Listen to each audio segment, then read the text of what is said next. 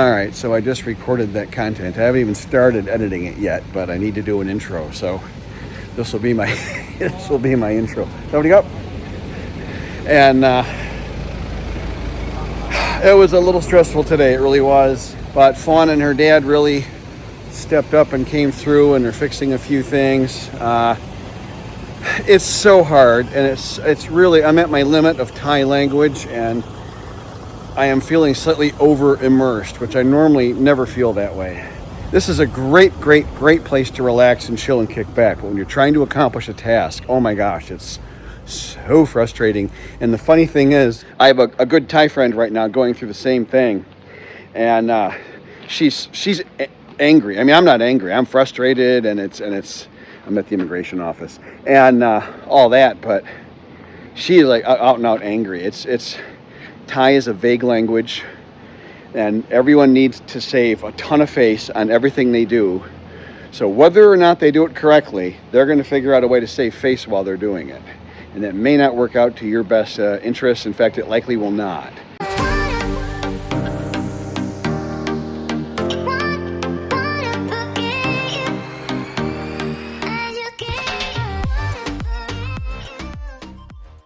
I get a lot of positive comments, and actually more than that, I get a lot of thank yous, and even the email thank yous that I get a lot of the time are regarding my content, where I'm able to kind of translate to the viewer a little bit of the reality of what it's really actually like to retire overseas here in Thailand. Versus the option everyone has of just staying in their home country. And I'd like to try to put some perspective on that, so you can kind of translate for yourself kind of how you might see it versus how I'm seeing it, because we're all going to have observer bias. And I'll say once again, our regular viewers know this, the main reason I started the channel, I mean, the almost single reason is that just about everything I was able to find on the internet, and a lot of that was YouTube, was massively incorrect and was in fact 180 degrees opposite of what the actual reality here is. And some of that put me in a position that ultimately became rather painful and much more difficult than it otherwise needed to be. So I've attempted to do this sort of direct on the front line sort of thing. My videos aren't particularly well edited. I'm not a polished speaker. I'm a retired engineer. So, but despite all the clumsiness and whatnot, you can get an actual real view of what it's really like, because I'm right here. I'm in this. If you made a bullseye out of Thailand, I'm in the center, and I'm in definitely a jungle region, as you can see, and I am 25 minutes northeast of the city of Korat. I'll put it on the screen like I almost always do.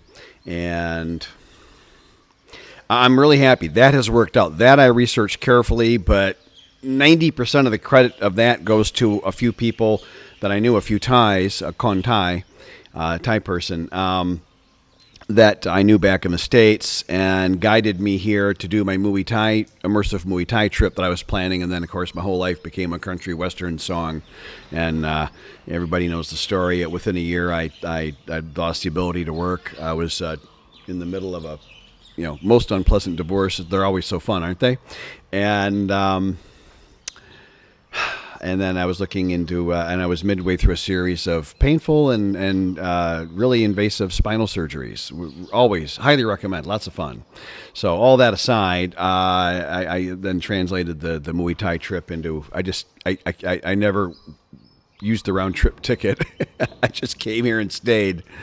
And it was one of my better decisions. It's worked out well, but I have the occasional moment where it's like, and I still have them. I'm even like last week, it's like, am I made the right call? And I'm about to go home in just about exactly 1 month to see my boy and my daughter and about a handful, kind of a large handful of just really close friends. And that the number of people that need to see me get shrinks every year, I've noticed. We're going to be down to like 2 people in a few more. It's fine. Life is what it is. Human nature is what it is. I no longer make any attempt to alter or fight ice skate uphill against any of these natural forces of how things work for our lives. I've been in therapy a number of times in my life. I'll spare you that whole thing, but there were some aspects that were rather challenging and probably more challenging than typical. But the best therapist I ever had is a really, really smart guy. The really good ones lead you down a trail of logic that you don't notice consciously, because otherwise you'd resist it. You could fight it because you're in therapy, because you got a problem, because something's bothering you and you're not able to understand it or cope with it or overcome it or move past it. And this guy, and he was uncanny ability to lead me past things, and then in the end I go, oh, and he gave me the little nod and like, okay, you finally saw the light. That only took 4 sessions, but it was really the punchline is that one of his things was about not putting in too much effort to fight the natural forces around you. Go and find like easier waters, to navigate. Don't try and paddle up river, right? And which I had done a lot of. And as an independent inventor, that's what the game is all about. But then I was applying that to my life, and that was not helpful. That was really not a direction for me. And then I said, so what, we're down to Kanye West, when you try hard, you die hard? And he thinks about it, and he goes, well, yeah, I guess sometimes. So I really try to just go with the flow. Now, I've created my entire world around me, okay, but still on a daily basis, I don't really try to fight with anybody. If I get somebody that's being disrespectful, I might do something about that. I might make a comment or nonverbal body language is the best, whatever. However you choose to decide to solve those things for yourself. My average viewer is like 55, so we're all adults by now. I try not to push back too much, because there's just no profit in it. We're going to go to the Ferengi from Star Trek, whatever series they were in. They were hilarious. They would never get upset about the outcome of something. It was just how much profit they made or not. It was so funny. They were such funny, amusing characters. And my one main business, who became a life mentor, Dick, was always about that. That, look, what are you going to win? What are you going to get out of that? How do you benefit from that? And you go, why are you doing that? And I was like, well, Dick, I don't know. I guess I was just thinking. You were thinking what? And I'm like, I guess nothing is right. So he'd do it much better than I just did. But I wish you could have the benefit of him. Great advice. I will certainly make an effort to see him when I come back. I hope to meet him for a coffee or a beer. Probably just once. He's usually travels a lot. He's a world traveler type dude. I'll be lucky to catch him in town when I'm back. I hope I do. So my perspective. So I've chosen an immersive overseas, Thailand, Southeast Asian retirement versus staying back home. The 2 primary drivers for that, well, there were 3. There were 3 primary drivers in this decision. The first was I had lived my entire life up until age 58 in about 1 square mile of the northwestern suburbs of the metropolitan Detroit area, and in Michigan, obviously. And I loved the area. It was a great area. I was happy. It had everything I needed. My friends were there, and it was great. But after a while, there was kind of a poignant moment. I'll spare you. But I ended up chatting with an old friend, and who had then from that same area, and he'd gone on to be a world traveling guy, whatever. And then here I'd stayed in the same spot, and he never said anything to call it out to me or anything. But and I began to regret that I hadn't really. I don't really like traveling much. I honestly don't. You're listening to a guy that lives in Southeast Asia, and I kind of hate traveling, to be honest. I enjoy a couple trips a year. I enjoy going back and forth to the city of Korat a couple times, a handful of times almost every week, things like that. But as much as I'm looking forward to seeing my kids and key people back home, I dread the 25 hours on a flight with the layovers and everything, and the expense and the It's scary with the surgery. This will be the first time doing it on the new spine. I don't know how to describe it. The just sort of a general undertone negative thing of never having seen any other places and played it maybe too. I guess it was I guess to say I sort of foresaw a deathbed regret of when I was really old and really couldn't do it. I go, geez, man, I really played it too safe there. That's what made me do that. And then the second thing was loneliness. I was incredibly lonely, and despite the fact that I was married, I was massively lonely. And you probably know what that's like if you've been divorced. You just because you have a person and you're legally or ostensibly, however, tied to this person in some legal, technical, whatever way the heck it is, it in no way indicates that you're getting any companionship or friendship or love or feelings of regard or anything from that person. That person could hate you, and which unfortunately it sometimes happens. And they decide that they're your enemy, and anything good for you is bad for them. You'll get to that mindset with some people. In my opinion on that, I'm inclined to think, and I have no way to know this, but I'm inclined to sort of think that women tend to maybe be a little more competitive in their thinking, where men maybe generally, and this is way over generalizing, but just maybe just tend to not as much. But I could be wrong, but that's just what I feel I'm observing. Here and back home, same. And then the other thing was the third and last thing, and these are not in order, but is financial. Now, the financial might have been first because I was going to be seriously screwed in my retirement. My retirement came sudden, unexpected. It came at me very fast, and I was not financially prepared for it.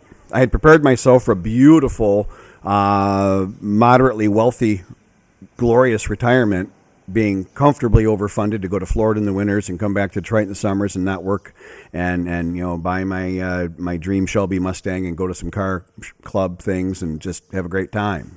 I was prepared to do that, and none of that was or is ever going to happen. And I wouldn't want it if you gave it to me. This is way more fun. But it was the finances and Thailand, you should know, if you're not a regular viewer, the cost of living varies wildly around which area of Thailand you choose. The weather varies quite a bit. The culture and the people vary quite a bit. It's really interesting. And Thailand makes for great travel if you are a big traveler. You can go to all these different places around Thailand, and they'll have different weather, the different culture. Food is different. The food's really different. Like one reason I stay around here, if I go any more north and east, any more further into the Isan region, the more north and east you go, the more Isan everything becomes, including the food. I don't like the Isan food. Thai food's great, but I don't like the Isan food. And they eat things that I find morally objectionable. I'll leave it at that. And so the work crews tend to be Isan, and they catch every varmint and thing that crawls around the work site, and there's like not one living thing left when a house is built. It's kind of a joke around here. It's true, though. And your cost of living varies massively because if you go to, and this is all in my book has got 23 chapters on basically, if you look at it, you can look at the Amazon link, and I encourage you to. You can just glance down the 23 chapter list. It's how does a visa work? How does banking work? What's the cost of living? There's 23 chapters all centered on one of 23 super common questions or problems or challenges to retiring overseas, and I give a little background on that. But the book is densely packed with information. It's 110 pages, which is the limit Amazon allows me. Otherwise, publishing it's like a whole big onerous thing, which I'm not doing. So I wordsmithed that and cut every word. Like if I could use if instead of instead or something, like to get the space done, I did that. I've combed through the book probably 300 times. I'm not kidding. And I've packed. There isn't one more fact you could stick in that damn 110. I think I'm at like 109 and a half pages or something. I mean, there's nowhere to go. I even got the chapters spaced out, so I had like very few blank pages, and I did everything I could. It's probably 250 pages worth of information in that 110, but it's still readable. I'm proud of it. It took me 2 years to get it to this point, but you might find it very helpful. And so in there, I detail out about cost of living, and if you go to Bangkok, Pattaya, Phuket Island, obviously places like that, you're going to have, generally speaking, a higher cost of living than back in your home country, or at least as high. Now, are there cheap areas? And all of those places, I believe there are. Phuket, I'm not sure about, but in Bangkok, Pattaya, for sure, there are cheap places to live, and you can live really cheap, but that requires more discipline because you're in an inherently higher cost of living area. Out here in Korat, my cost of living is, again, standard for standard, okay, apples to apples. Can you live cheaper in Bangkok than I'm living here? Yeah, you can live in a hovel at the corner, above a den of prostitution, sure, but I'm just saying, apples to apples. My cost of living is less than half in Bangkok, for example, way less, probably a third or something. It's all outlined carefully in the book. I can't recall it all off the top of my head, but you get the idea. And so here I am 5 times wealthier than back in Metro Detroit.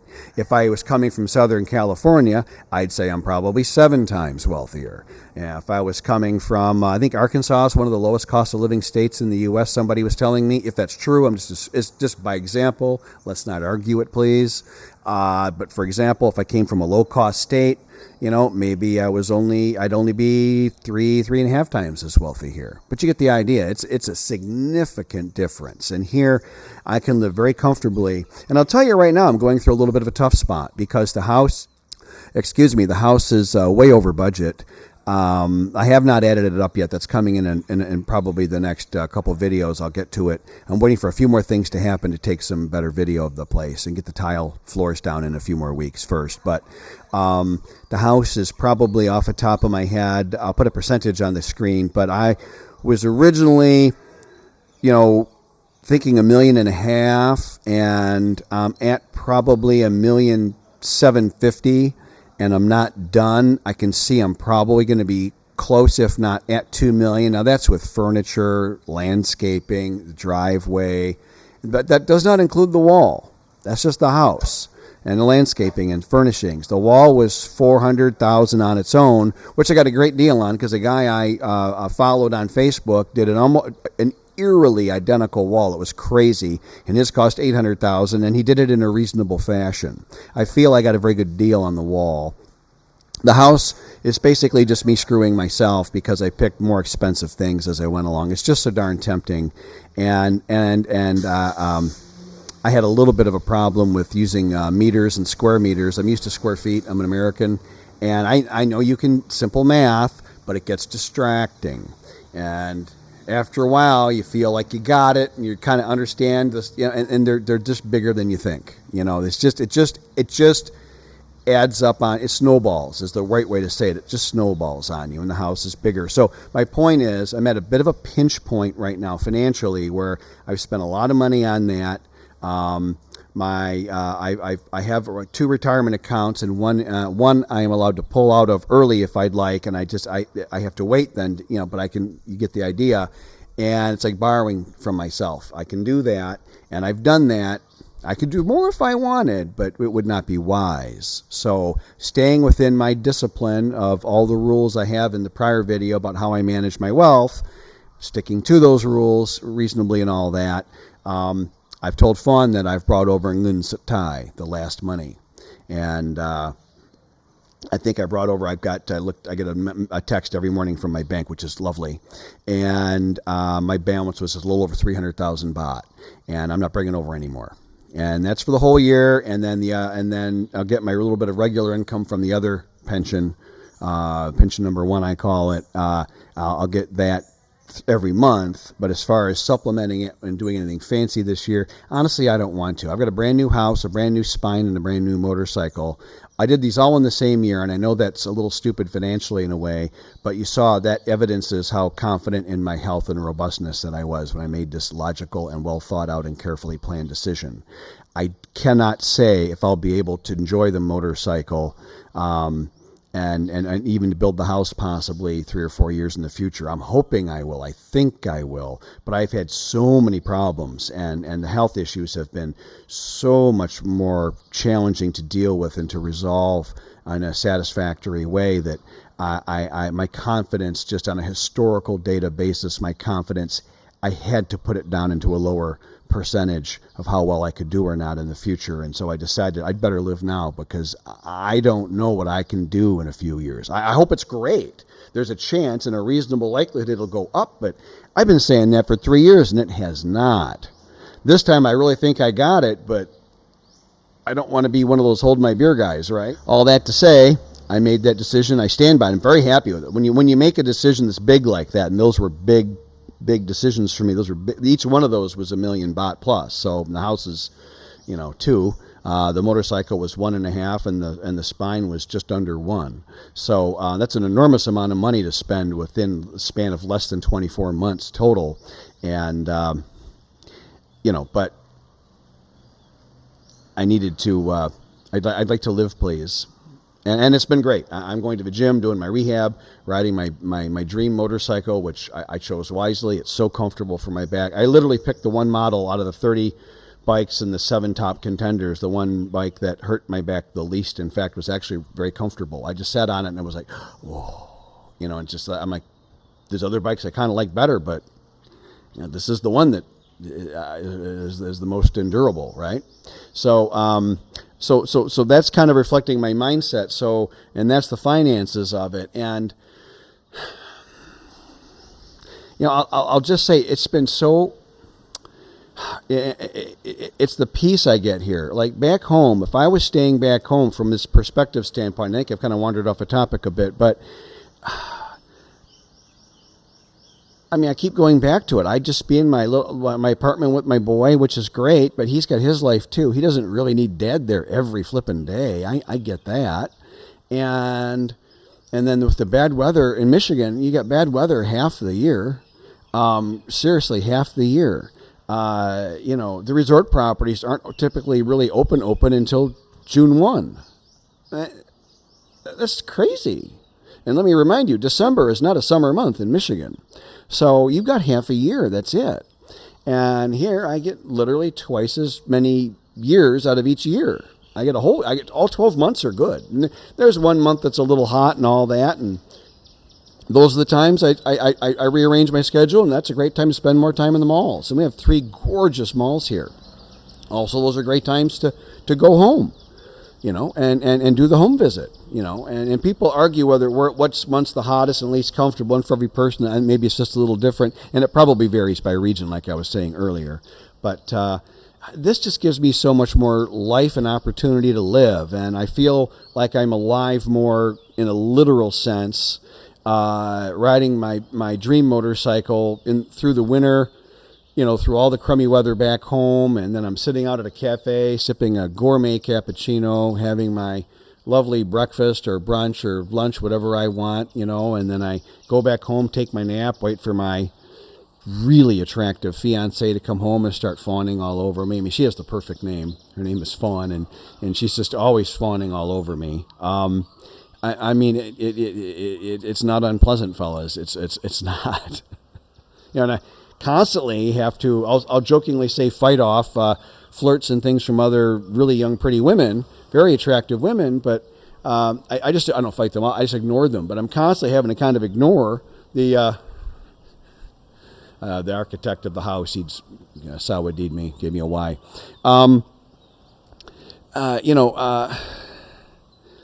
It doesn't hurt my feelings. It certainly doesn't make me feel less robust and less manly, but I was just at a small store the other day buying a few supplies, and there's a really, really pretty nice lady. And a lot of these ladies, they just want to be a geek. There's I'll put it in the bonus footage. There was one yesterday afternoon. It was pretty funny. I missed it, but Fawn caught it, and it was really funny. I hope I give it a reasonable description in the bonus footage. But most of those women, like that lady there in particular, they just want to geek with me. They want to, which a geek is a secret lover. They want to do that, and then a geek isn't formally paid a salary per se, but if they're much, much younger, which she is, she's like I know for a fact she's in her 20s. I'm not attracted to women that young. It just isn't how my brain works. Nothing wrong. What everybody wants to do is fine by me, but this is not how my brain works. They want, if they're that young and I'm 61, they just want to geek. They're generally not, there's about a 1% chance they're interested in something more sincere. Now, the lady at the little store in the village, literally out in the jungle, she's probably a little bit more sincere. That if you were a single guy looking for an opportunity like that, she's a nice lady. Maybe a bit too young for me, but if you're a little younger guy, maybe still in your 50s, maybe not so bad. Young lady, it's really attractive idea at first, but in the end, it becomes a bit of a pain in the neck. I'll tell you. If Fawn was any younger, I swear I don't think we could have survived the relationship this far. It's challenging having somebody that young. They're less even keeled, in my opinion. I think we all are, right? I mean, I was a hellraiser when I was really young, right? We all kind of go through that, and I think the women are a little less emotionally stable, which I'll bite my tongue and not make a joke right there. And So that's maybe hopefully gives you a little lay of the land of what it's been like for me.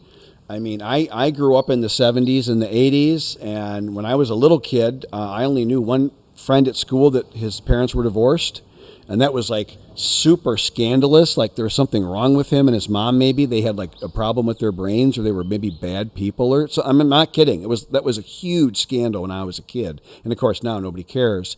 But here it's more like you're living in the 50s or 60s.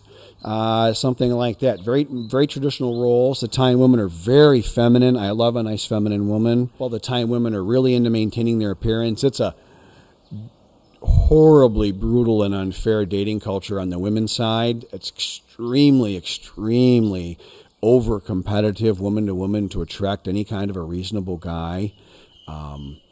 It's I feel for them. It works to our advantage, and the problem is, of course, this goes to our heads, and then most of us end up marrying a sex worker anyway. And I'm literally most of us. It's got to be at least over 80%, and I'm really not kidding. And this is from about 30 plus interviews, mostly with Thai people in private, where there's no real need to save face. In public, they'll just save face. If you watch a YouTube channel and a guy is out in public with his microphone and he's interviewing people, that's all bullshit. You will not get a real answer in this culture in public. That will not happen. That will all be saving of face. And to talk about saving of face causes the other person to not save face. So I mean, this has been a tough one for me to penetrate, but I've achieved some level of that, and I'm just telling you flat out how it is. And if somebody wants to disagree with me, that's great, but I'll just tell you, you are misinformed, sir. 100% saving face is the most important thing in this culture. And then money's a real close second, but I think saving face is even bigger than money. And most people would say I'm wrong, and I'm confident that I am not. So to bottom line it for you, I mean, I'm happy. I have the occasional rare moment of doubt for about maybe literally 1 minute or two, just checking myself, because I like to check myself. Is this right, Rob? Is this right? You got this? And I wouldn't be doing any better back home. In fact, I'd be doing a lot worse. And as a guy getting older, immersing into the Isan culture like I have, if you get a good Isan woman, which I talk plenty about that in my other videos, how to date, look at social media, all these things, what the rules are here, all that stuff. Watch those. If you actually don't lose your head and marry a sex worker, you can get a good, caring person that actually loves you. And yeah, they'll be young and pretty. Okay, tough nut. They'll be young and pretty, but you can deal with it. And but they'll actually love you, and that's nice. And that does put a certain pep in your step. It does. It's uplifting emotionally. If you don't get carried away with it, it's a very nice add-on to your already good life. Don't take your whole life and turn it on its ear for any woman. Please don't ever do that again. I did that before. It didn't work out so hot for old Rob. I don't recommend that one. I think everything's got to be more equitable and fair, and that's how we do it. Anyway, so that's it. I've probably talked way too long. I'll throw some bonus footage in, and I hope I've shared to where a little bit of how things go here, how it might feel for you. Just had a very nice and productive chat with the leader of the workers. I won't say the word in Thai. And it went really well. It went really, really well. He's fixed the two most critical concrete floors that needed fixing, which is my private library and my bedroom that I share with Fawn, obviously. Those I really wanted rather nice. It really would bother me if those weren't really quite nice. A quality of at least close to what my son and I would do back in the States. And right now that's 100% back on the table. That'll be easy to do from here. It's a short putt from here. He did the major fixing. I laid out the architecture of it and did a little bit of a simple arithmetic and such, and showed them some the mechanics and the basics of how you mix this crazy concrete that I bought, but they did all the work and then did it properly, so that was great. Walking the local small city market. I haven't been here in weeks. I've been busy with the house and trying to get my recovery up. Anyways, young lady, really young lady, that I know that has been flirting with me for a long time. She used to work at this one cafe I went to a lot, and I wasn't looking at all. I was thinking about my Kanom Supalot, my pineapple snack for breakfast. And anyway, she was with her husband, and she was pinging me big time. Fawn caught it. I didn't see it at all. Fawn thought it was funny that the lady wasted all her effort. But gee whiz, she's younger than all my kids. I'm totally not interested. I mean, she's a pretty little thing, but gee whiz, it's not a real relationship, and I've got Fawn already. Me Fawn Leo. Thank you for watching my YouTube video. If you've watched this far, please consider hitting like and subscribe.